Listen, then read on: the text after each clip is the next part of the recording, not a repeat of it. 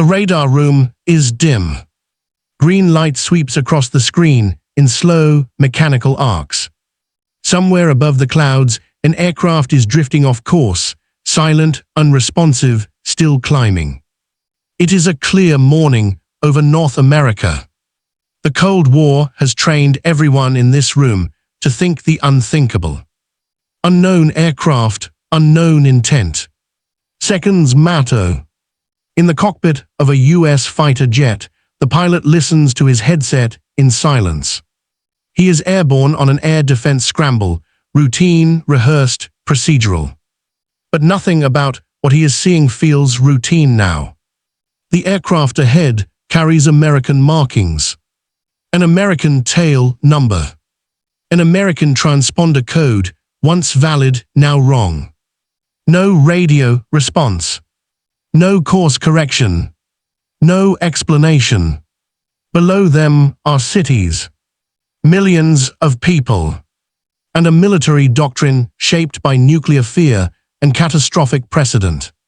The order has not yet been given. But everyone in the chain of command knows what this moment could become.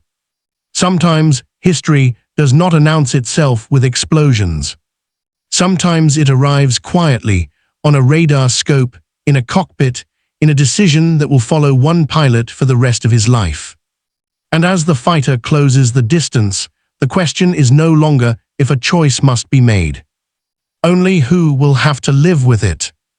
That question begins long before this moment, in a world shaped by fear, policy, and preparation. To understand why an American pilot could be ordered to destroy an American aircraft, and later be rewarded for it, you have to step back into the long shadow of the Cold War, when airspace itself became a front line. By the early 1950s, the United States no longer measured security only by borders on a map. It measured it by altitude, speed, and warning time. Long-range bombers replaced infantry divisions as the primary delivery system of destruction. A single aircraft, flying high and fast, could erase a city. That reality transformed North American air defense. In 1957, the US and Canada formalized the North American Aerospace Defense Command, NORAD. Its mission was simple in wording and terrifying in implication: detect, track, and, if necessary, destroy any airborne threat approaching the continent. This was not theory. It was preparation for nuclear war.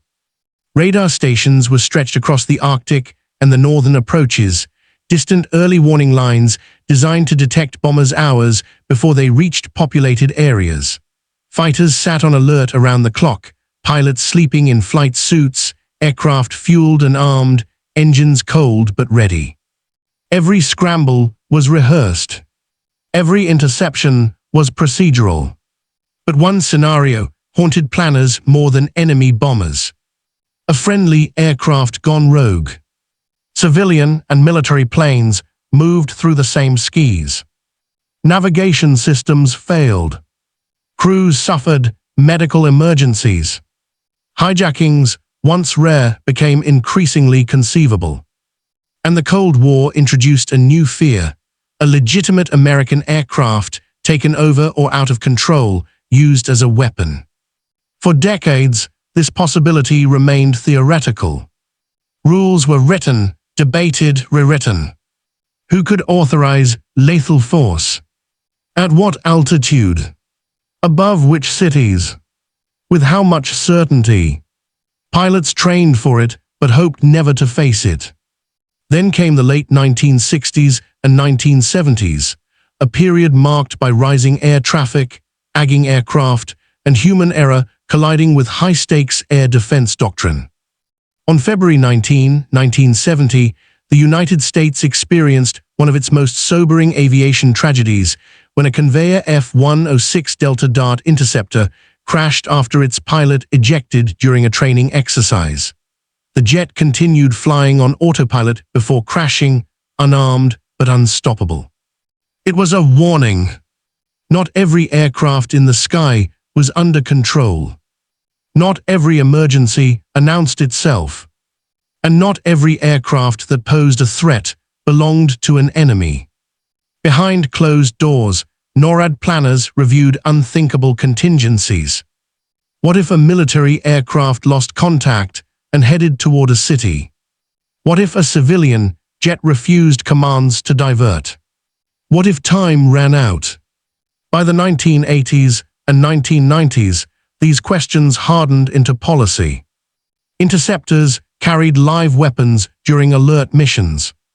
Pilots were briefed on escalation ladders, from visual signals to warning maneuvers to, in extreme circumstances, lethal engagement. This was not about punishment. It was about last resort containment. The Cold War technically ended in 1991, but air defense protocols did not disappear. They evolved. Threats changed shape, but the sky remained unforgiving. On September 11, 2001, the world would see the consequences of delayed decisions. After that day, rules that once lived only in classified binders were no longer hypothetical. Pilots were authorized, if ordered, to do what had once been unthinkable. And medals, long reserved for combat against enemies, now had to recognize a new kind of service: obedience under moral gravity. The incident at the heart of this story emerges from that world, where preparedness met reality, where an American aircraft became a threat, and where one pilot's decision would be judged not by the enemy destroyed, but by the disaster that never happened. That decision begins with identification, and the moment when uncertainty turns into command. By the time the United States entered the 21st century, the machinery of air defense was both highly advanced and deeply burdened by its own history. Radar coverage was nearly total. Fighter response times were measured in minutes. Command authority flowed through hardened bunkers, encrypted lines, and strict chains of command. But technology had not erased uncertainty. It had only accelerated it. In the years leading up to 2001, NORAD conducted regular exercises simulating hijacked aircraft, loss of communication, and rogue military flights. Many of those scenarios assumed an outside adversary. Few imagined the enemy would be indistinguishable from the innocent. The attacks of September 11 shattered that assumption. In the immediate aftermath, air defense doctrine shifted dramatically. Rules of engagement were rewritten under emergency authority. Pilots on alert were informed of a reality their predecessors had never faced. They might be ordered to intercept and, if necessary, destroy an American aircraft carrying American passengers over American soil. This authority was not symbolic. It was operational. On the morning of September 11, U.S. Air Force fighters launched from multiple bases with live weapons. Some pilots received verbal authorization to engage if a hostile aircraft could not be diverted. No shoot-on occurred that day, but the psychological line had been crossed. In the months that followed, official recognition focused not only on responders on the ground, but on those who stood ready in the air, pilots who were prepared to sacrifice themselves and others to prevent a greater catastrophe. Medals were awarded for readiness under extraordinary circumstances. Then, years later, the scenario that planners feared finally unfolded, not in chaos, but in isolation. The incident occurred during a routine military flight. The aircraft was American. The crew was American. The airspace was restricted. Shortly after takeoff, the aircraft failed to respond to radio calls. Its flight path deviated. Its transponder data became erratic. Controllers attempted standard procedures. Emergency frequencies. Visual identification. Escalation. Nothing worked. As the aircraft continued on an unauthorized trajectory, the situation escalated from safety concern to potential national security threat. Protocol dictated action. An Interceptor was launched. The pilot who received the scramble order was experienced, trained not only in aerial combat, but in interception psychology. His role was to identify, signal, escort, or divert. Lethal force was the final option. As the fighter closed in, visual confirmation made the stakes unmistakable. The aircraft bore U.S. markings. There were no external weapons. But there was also no response. Command authorities faced a narrowing window. Below the flight path lay critical infrastructure. The decision moved upward to regional command, then to national authority. Every layer understood what authorization would mean. This was not war. There would be no enemy to blame. No battlefield to absorb the consequences. If the order came, responsibility would be absolute. When the command finally arrived, it was brief. Procedural. Unemotional. The pilot acknowledged it with standard brevity. No speech. No hesitation recorded on the radio. Just compliance. The missile left the rail.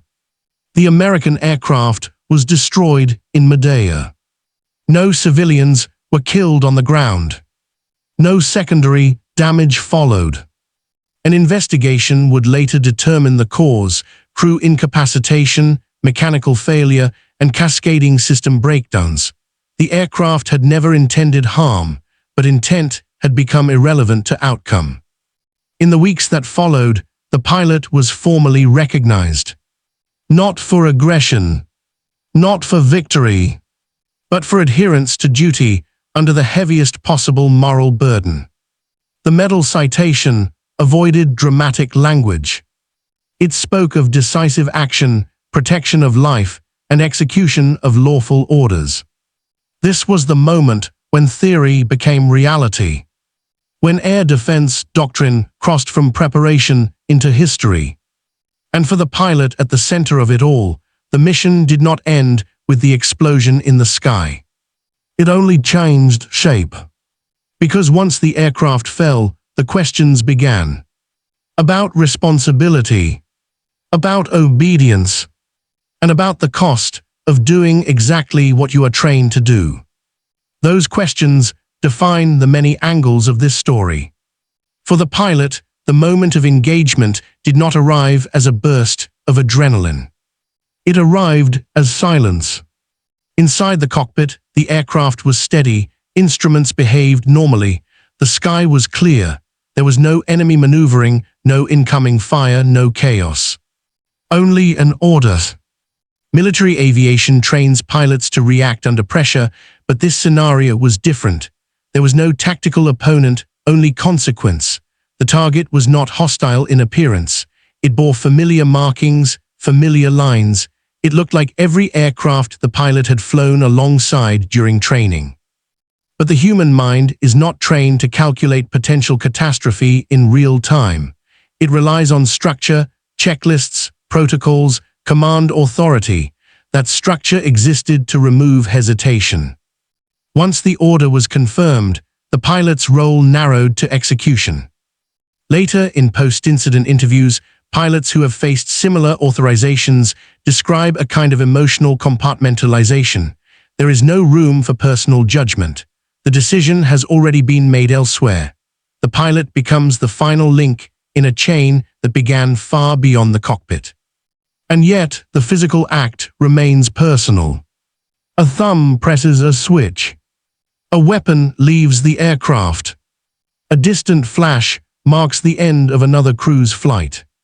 There is no cheering, no relief, only confirmation. From a tactical perspective, the situation unfolded exactly as air defense doctrine anticipated. Interception begins with identification, then signaling, then escort. In this case, all three failed. The aircraft did not respond to radio commands. It did not acknowledge visual signals. It did not alter course.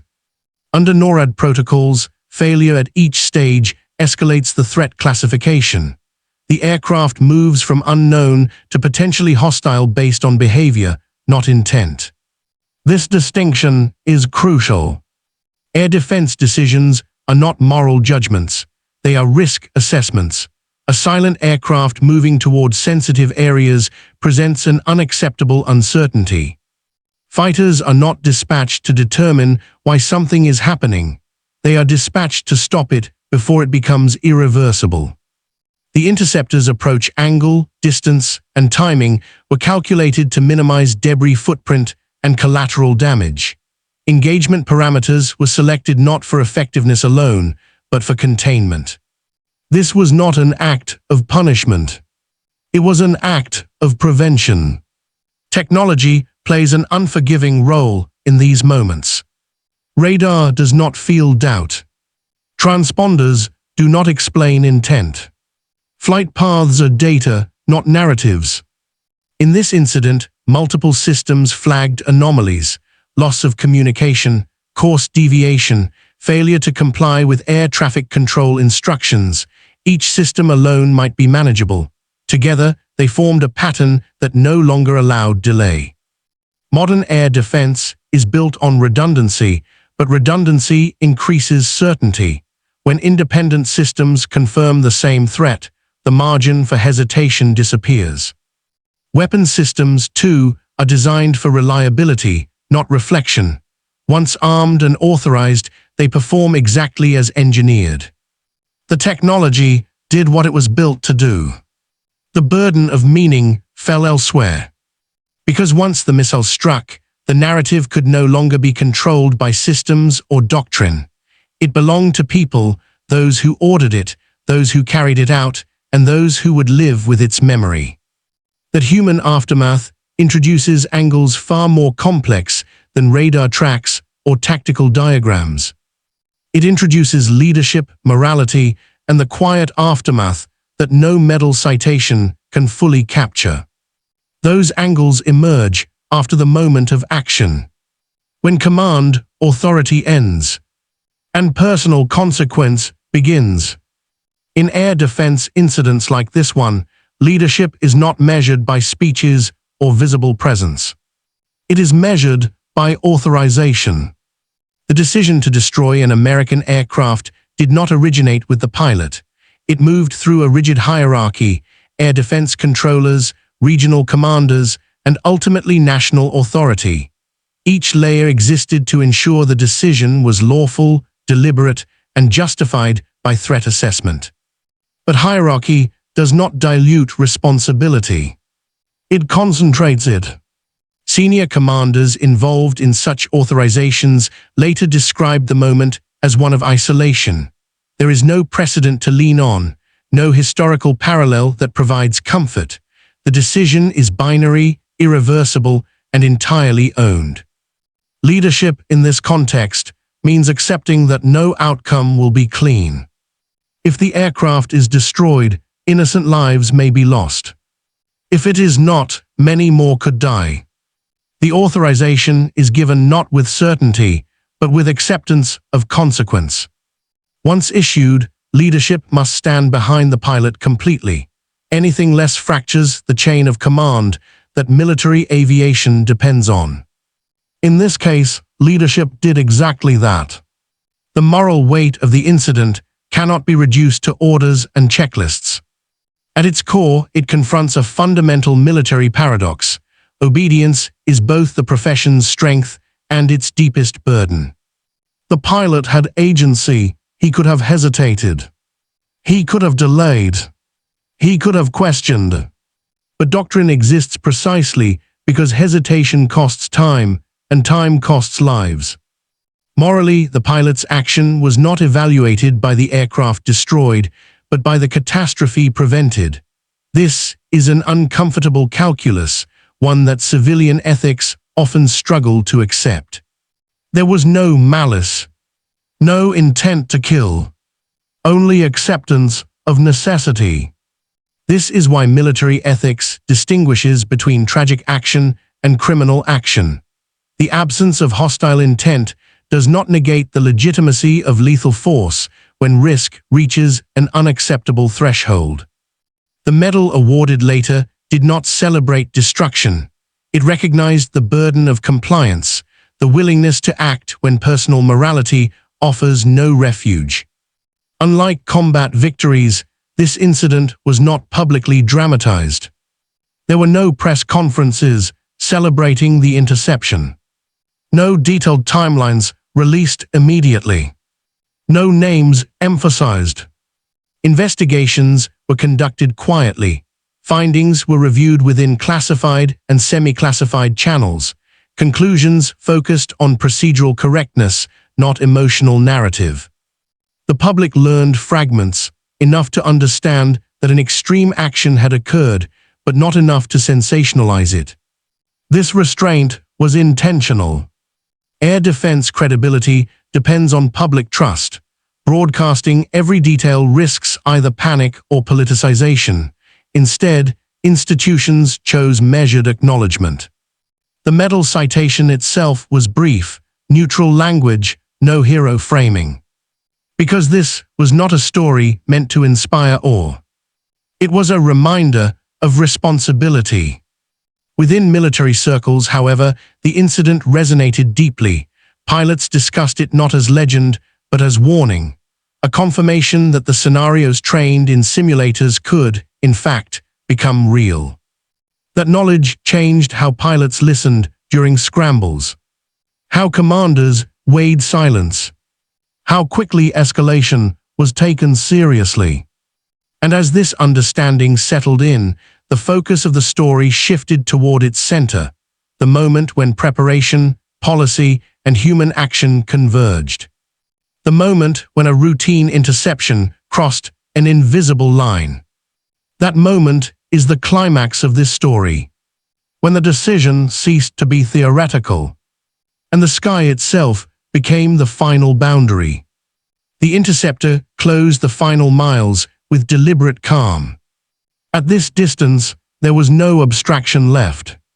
The American aircraft filled the pilot's canopy, its wings level, its engines steady, its behavior unchanged. It flew as if nothing were wrong, as if the world below it were not being recalculated second by second. Inside command centers, clocks became weapons. Every passing moment reduced the number of available options. Air traffic control had exhausted all civilian procedures. Military controllers had escalated through every protocol. Visual identification had confirmed what radar already knew. The aircraft was real. It was American. And it was not responding. The chain of command tightened. Regional commanders assessed projected impact zones. Risk analysts overlaid population density maps. Legal advisors confirmed authority, understanding rules of engagement. There was no single dramatic conversation. No raised voices. No debate captured for history. Only confirmations. The final authorization was transmitted in controlled language, stripped of emotion. It specified altitude, range, and engagement parameters. It framed the action as containment, not destruction. The pilot acknowledged the order without deviation from standard phraseology. This was not defiance or zeal. It was discipline. As the fighter moved into firing position, the pilot executed one last visual pass, standard practice even when no response is expected. The aircraft ahead did not react. No wing rock, no course change, no sign of awareness. Inside the cockpit, training took over. Armament switches were checked. Targeting systems locked. Range gates closed. The moment was not cinematic in the way history books prefer. There was no dramatic soundtrack, no slow-motion realization. Just a final confirmation tone. The missile launched cleanly. From the pilot's perspective, the engagement lasted seconds. From the ground, the event would later be described as a sudden flash followed by debris descending into controlled airspace away from population centers. The aircraft disintegrated before impact. No explosion on the ground. No secondary casualties. Silence returned to the radio. For the Interceptor pilot, there was no immediate aftermath, no emotional release, no opportunity to process. Procedures required disengagement, return to base, and debrief. The mission was not over when the aircraft was destroyed. It was over when the pilot landed. As the fighter touched down, ground crews behaved normally. There was no celebration, no acknowledgement beyond standard protocol. The base continued its routine. This was intentional. Air defense culture does not treat success as spectacle. It treats it as confirmation that systems functioned as designed. But for the pilot, the psychological transition was abrupt. Minutes earlier, he had been airborne in a scenario trained but never truly expected. Now he was taxiing past hangars, surrounded by familiarity, carrying an action that could not be undone. Debriefings followed immediately. Every second of radar data was reviewed. Every radio transmission analyzed. Every procedural step documented. Investigators asked not whether the pilot had followed orders, but how precisely those orders had been executed. In these rooms, the tone was professional, not interrogative. The assumption was not guilt, but verification. The system needed to know whether it could trust itself again. And it could. As findings accumulated, a consensus emerged. The interception had been executed exactly as Doctrine required. The timeline was tight but sufficient. The engagement parameters were correct. Collateral risk had been minimized. The decision, once made, had been carried out flawlessly. But while systems recorded success, the human weight lingered, unspoken, unmeasured, unresolved. That weight would surface later, away from radar screens and briefing rooms, in the quiet moments when the mission could finally be remembered as more than a checklist. Because the true turning point of this story is not the missile launch itself. It is what followed. When accountability shifted from immediate necessity to lasting consequence. And that consequence unfolded not in the air, but in the weeks and months that followed on the ground. In the hours following the interception, the incident transitioned from operational procedure to historical record. Investigators reconstructed the event meticulously. Flight data recorders were recovered. Air traffic control logs were compared with radar tracks. Every decision, every communication, every switch flicked in the cockpit was catalogued. The goal was not punishment, it was understanding. The pilot, though trained for moments like this, felt the full weight of human consequence for the first time. He had executed his orders flawlessly, but the image of the destroyed aircraft, the stark proof of finality, remained vivid in his memory. Even though lives were spared on the ground and no one else had been endangered, the act carried an emotional cost that no training could entirely mitigate. Command authorities issued statements emphasizing procedural correctness. The event had been tragic yet necessary, they explained. They highlighted that the incident was contained, that all safety protocols had been followed, and that risk to civilians had been minimized. In the broader context, they stressed, the action demonstrated that the United States air defense systems worked as intended under extreme stress. The pilot's superiors recognized that beyond systems and doctrine, there was the human element, the capacity to act decisively when consequences were immediate, irreversible, and absolute. For that reason, after exhaustive review, the pilot was awarded the Distinguished Flying Cross, not for destruction, not for heroism in battle, but for executing lawful orders with precision under extreme moral and operational pressure. Medals in such cases serve a dual purpose. First, they validate adherence to doctrine and training. Second, they acknowledge the extraordinary burden placed on an individual operating within rigid command structures. This recognition is not about celebrating the act itself. It is about affirming that the person carried out their duty when hesitation could have been catastrophic. Within the Air Force community, the pilot became a quiet symbol. His story is rarely publicized.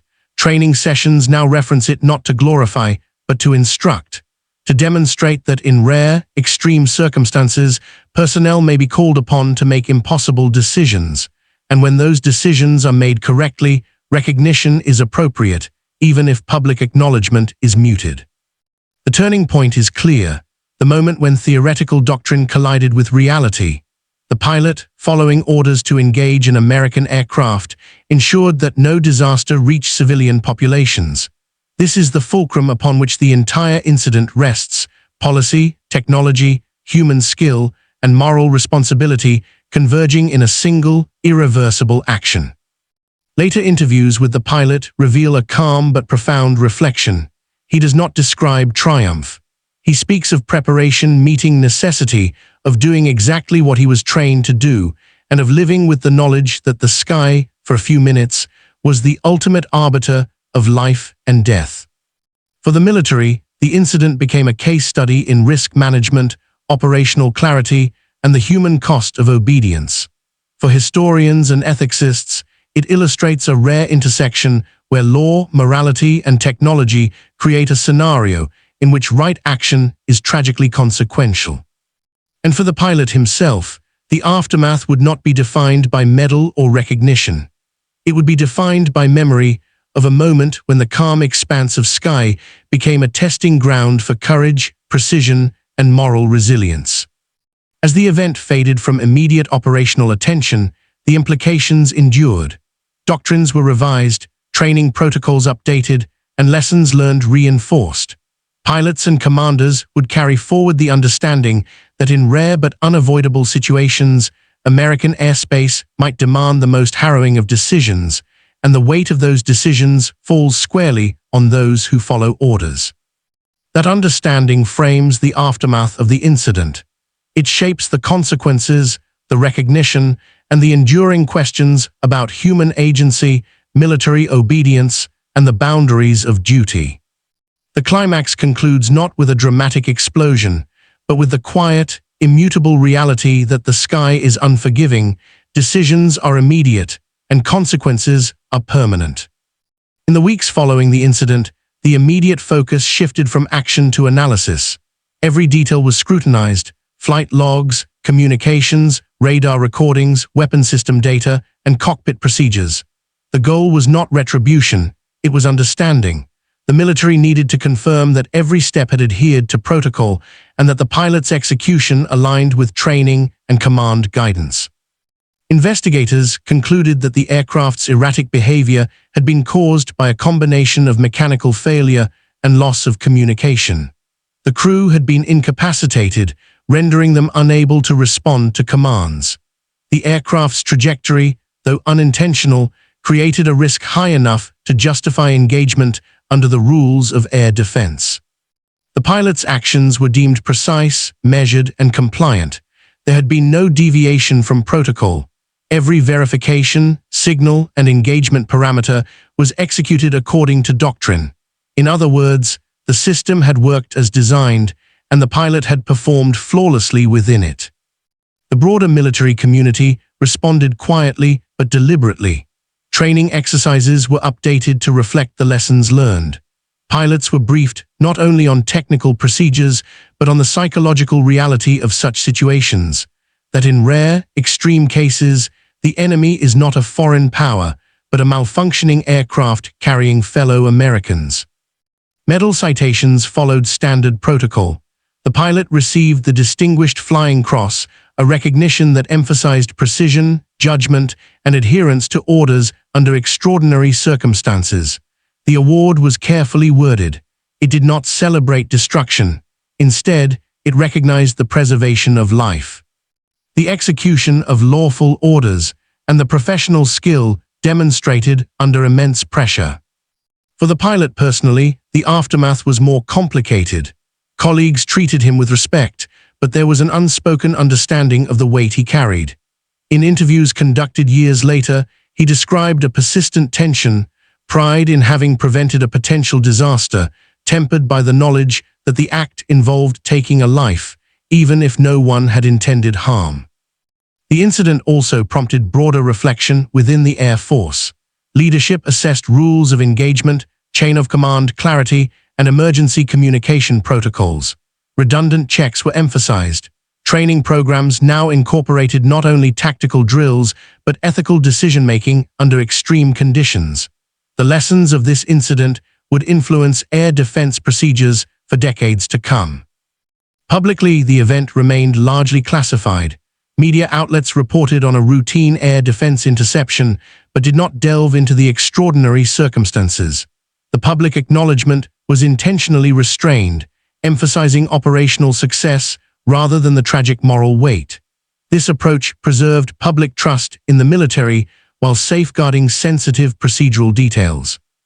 The pilot's story entered military law quietly, referenced in briefings and case studies. It became a cautionary example of both human responsibility and systemic reliability. The emphasis was clear: when doctrine, technology, and human action intersect, the consequences are real and preparation must be absolute. As time passed, the incident's significance expanded beyond the immediate action. It became a study in leadership, morality, and accountability. It highlighted the tension between obedience and personal judgment, between law and ethical responsibility. And it illustrated that even in peacetime, military personnel may confront decisions as grave as those faced in war. The aftermath was therefore twofold: procedural and personal.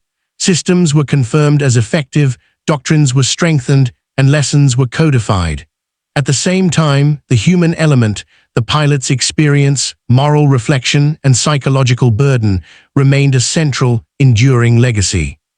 This dual legacy leads naturally into the second part of the aftermath, where the long-term consequences, institutional changes, and broader implications of the incident are fully examined.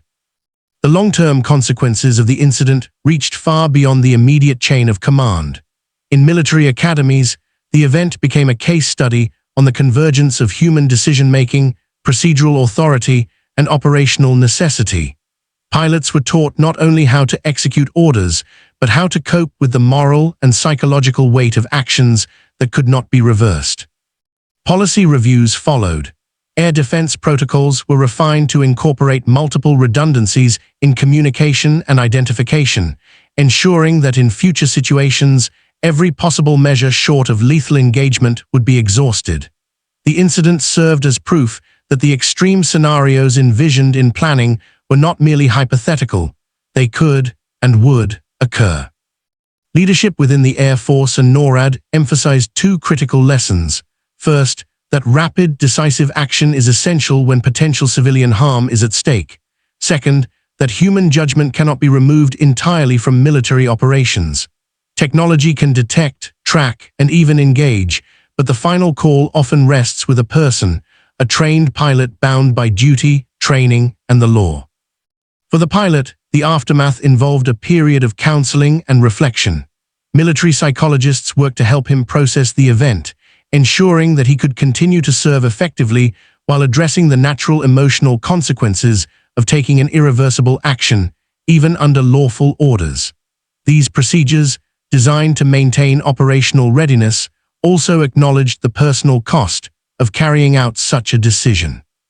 In wider circles, the incident became a reference point in discussions about military ethics. Scholars and strategists examined it as a rare but instructive example of lawful force used against one's own side for the greater good. Debates arose about the balance between obedience and moral agency, the limits of automation in lethal systems, and the human element that remains essential even in highly controlled environments. Medals and citations, while symbolic, underscored the principle that duty is defined not by the popularity of an act, but by its necessity and adherence to legal authority. In awarding the Distinguished Flying Cross, the Air Force signaled that carrying out a correct action, even one with tragic optics, was worthy of recognition. Operationally, the event reinforced the importance of continuous training and situational awareness. Pilots learned to expect the unexpected, and command structures refined contingency protocols. Radar operators, controllers, and Intercept pilots incorporated lessons from this engagement to improve detection, communication, and rapid response procedures. In the broader context of American air defense, the incident illustrated a sobering truth. Peace does not eliminate the need for extreme preparedness. Accidents, equipment failures, and human error can create situations as perilous as any combat scenario. The systems, personnel, and doctrine must account for this reality. Ultimately, the aftermath is measured not only by medals or reports, but by enduring institutional knowledge. Procedures were updated, training was enhanced, and ethical considerations were codified. But the most lasting consequence was human, the reminder that, even in peacetime, the sky can demand irreversible decisions, and the weight of those decisions rests on those entrusted to carry them out. From procedural validation to personal reckoning, the incident left a layered legacy. It affirmed the strength of military systems, highlighted the necessity of human judgment, and underscored the moral complexity inherent in the defense of a nation. This legacy bridges naturally into reflection, where the incident's broader meaning for history, ethics, and human resilience comes into focus.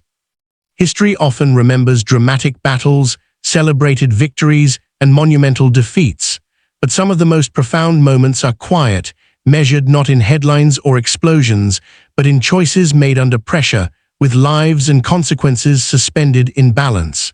This incident is one of them. A single pilot, operating in a controlled but unforgiving environment, executed an order that no one desires to give or receive. An American aircraft was destroyed, yet the tragedy was contained. Disaster was averted. Lives were protected. And in doing so, the pilot fulfilled the highest call of military service, to act decisively, lawfully, and with unwavering discipline when seconds define outcomes. The story illuminates the tension between obedience and morality, between duty and personal conscience. It reminds us that even in peacetime, the instruments of war, planes, missiles, radar, and command structures exist alongside human judgment. Technology can detect and track, but only a person can interpret, decide, and act. That intersection defines the weight of responsibility. The medal awarded was more than a symbol of action. It was acknowledgement of courage under extraordinary circumstances. It recognized the rare balance of skill, legality, and moral fortitude required to carry out an irreversible decision for the greater good. Beyond the cockpit, the incident shaped doctrine, training, and leadership culture. It became a benchmark for understanding the consequences of extreme scenarios, a teaching point for future generations, and a reminder of the silent burdens carried by those who protect the skies. Ultimately, the story is a meditation on human resilience. It shows that heroism is not always celebrated with fanfare. It can be measured in quiet adherence to duty, in moments when the right choice is also the hardest, and in the knowledge that preparation and courage together can prevent catastrophe. In the vast expanse of airspace above a nation, where seconds can determine life or death, the line between tragedy and salvation often rests on the calm decision of one person. And history, in its quiet way, remembers that balance.